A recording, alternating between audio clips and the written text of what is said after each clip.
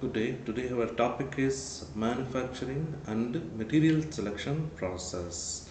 In previous video we discussed about how can we relate the design process and material selection process. Today we can discuss about manufacturing and material selection process.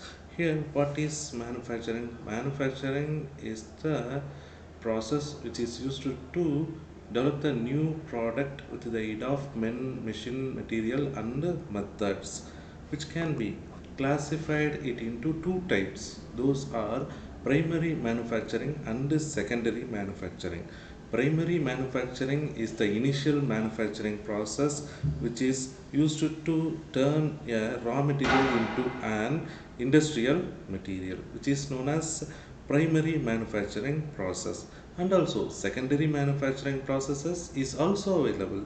What is meant by secondary manufacturing process? Which is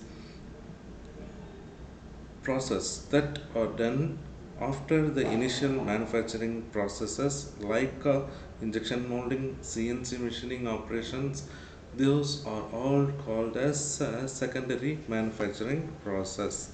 So the primary manufacturing processes has some classifications. Those are casting process, molding process, deformation process, powder metallurgy and other special methods are also available. Here casting is a manufacturing process in which a liquid material is usually poured into a mold cavity which contains a hollow cavity of a desired shape and then allowed to solidify. The solidified part is known as casting. And then second primary manufacturing process is molding. What is molding? Molding is a manufacturing process that involves shaping a liquid or malleable raw material by using a fixed frame, which is known as molding process. From this we can produce the plastic, metal, ceramic or glass materials. Can produce these materials with the aid of molding process also. And the third one is deformation process. The deformation process is used to transform solid materials from one shape it into another shape. So generally, rolling, forging, extruding, and drawing processes are called as deformation process. And then fourth one is powder methods. The powder metallurgy is a metal forming process performed by heating compacted metal powders to just below their melting points. From this, we can get the definite shape for application.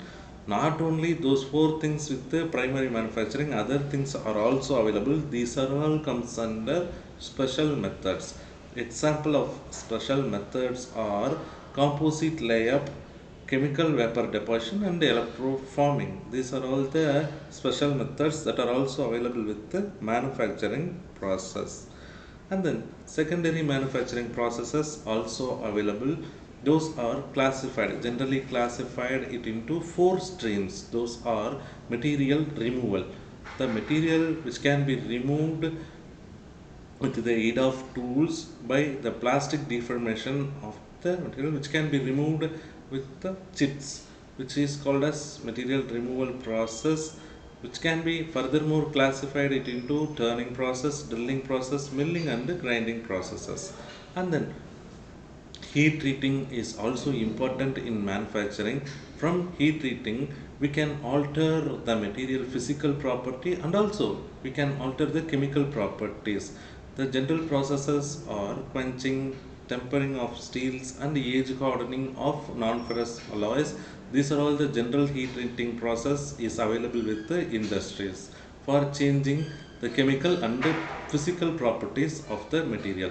And then joining process. Generally, the joining process is also called as welding process.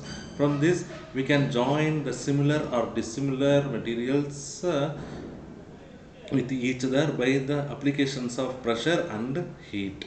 The general classification also available with the joining process. Those are bolting, riveting, welding, brassing, soldering, and adhesive bonding. And then finally, finishing process. Finishing process is used to avoid the rust occurrence, corrosion resistance process. We can incorporate those things into the material. So cleaning, painting, polishing, plating are the finishing process that are available with the secondary manufacturing process. Here, how can I select the materials, which is the question, which is our topic. So how can we select the material with respect to manufacturing process, because it has 9 different streams. As per our previous slides, 9 different streams are available. In that stream, how can I choose the material, which is a typical question. So I can select the material based on melting point of the material and general level of deformation resistance. It resists the deformation from applying load, which can also called as hardness of the material. And finally, the ductility also important. Ductility of the material also important to choose the process to manufacture the product. So the three things are melting point, hardness, and ductility of the material plays vital to select the manufacturing process for specific material. And then shape. Shape is always called as topology in technically. So shape and size behaves in selection of material for respect to manufacturing process. Shape is often characterized by aspect ratio surface to volume ratio, or the web thickness to depth ratio, which are closely related to shape, is complexity. Here, complexity is correlated with the lack of symmetry. It also can be measured by the information content of the part, that is, the number of independent dimensions that must be specified to describe the shape. So, shape factor is also placed to choose the specific manufacturing processes for particular material. And then third one is another one is tolerance. Tolerance is also plays vital in choosing the manufacturing process for particular material. Here, what is meant by tolerance? Generally, the tolerance refers to the minimum or maximum range of measurements of a product in x, y, and z dimensions. So tolerance is the degree of deviation from ideal that is allowed in the dimensions of a part. Which is closely related to tolerance is surface finish. So what is surface finish? Surface finish always measured with the surface roughness. So surface roughness is determined by the distance between peaks and valleys. Here you see there are a lot of peaks and valleys available. The surface roughness determined with the aid of these peaks and valleys. The peaks and valleys, the distance between the peaks and valleys, we can determine the surface roughness value. From this surface roughness, we can define the surface finish. Surface finish is measured by the root mean square amplitude of the irregularities of the surface. Each manufacturing process has the capability of producing a part with a certain range of tolerance and surface finish, so that the tolerance aspects also plays vital in the manufacturing process and the selection of manufacturing process for particular material. Here you see the flat lapping, reaming, grinding produces the very good surface finish than horizontal milling, vertical milling, and the turning process. In turning process, there are a lot of tool marks available, and vertical milling also there are a lot of tool marks available. Compared with the grinding process generates smooth surface than vertical milling process, so that we can choose different manufacturing processes with respect to different materials, which is so tolerance and the surface finish requirement also important for select the material for manufacturing process. Here I can represent the different, how can we select the materials for metal casting process. From I can refer this with the ASM Metals Handbook Disc Edition. In that The processes in metal casting processes are sand casting, investment casting, die casting, injection molding, structural form molding, blow molding in assay extrusion process, and also we can conduct the blow molding with the injection process and also rotational molding. These are the processes which are available with the metal casting process, and based on the carbon percentage involved in chemical composition of the material, we can classify the material into different types, which are cast iron, carbon steel, alloy steel. If I eliminate the carbon content from the chemical composition of materials, means I can get the non-ferrous metal as like aluminum and alloys, copper, zinc, magnesium, titanium, nickel, refractory metals, thermoplastics and the thermoset plastic. These are all the material classifications are available here. How can I choose the process? The processes are sand casting, investment casting, die casting. Different processes are available. How can I choose? For that reason I explained, I consider about melting point, hardness and ductility of the material. Based on those three properties, I can choose the processes for particular material. Here you see sand casting. I can utilize cast iron, carbon steel, alloy steel, stainless steel, aluminum and its alloys, copper and copper alloys, copper and copper alloys. I can utilize directly normal practice with the normal practice sand casting process. But zinc I can't utilize normally with the sand casting process because of its melting point, hardness and ductility property, which may be a less attention, has less attention with this sand casting process.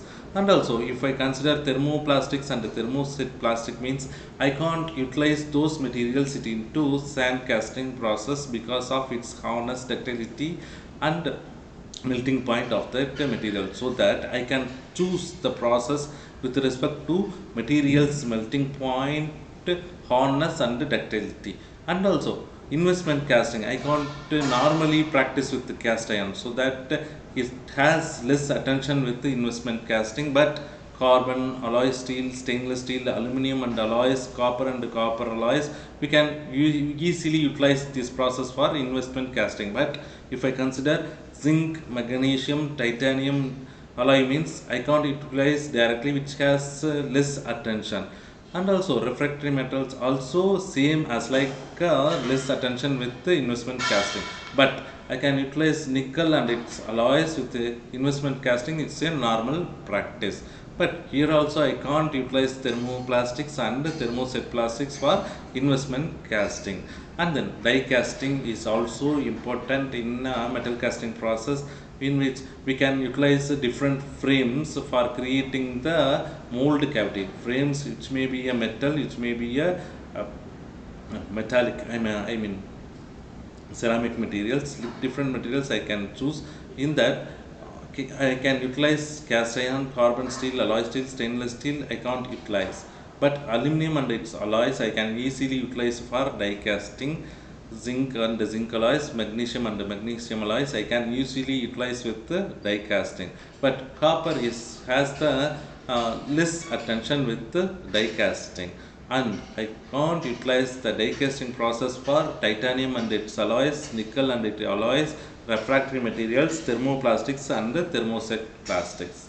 Here you see injection molding, structural form molding, blow molding, rotational molding. In those processes I can't utilize the material, we can't utilize as like material which are cast iron, carbon steel, alloy steel, stainless steel, aluminum and its alloys, copper and copper alloys, zinc and zinc alloys, magnesium and magnesium alloys, titanium and titanium alloys, nickel and refractory materials. But we can utilize both the processes with the thermoplastics.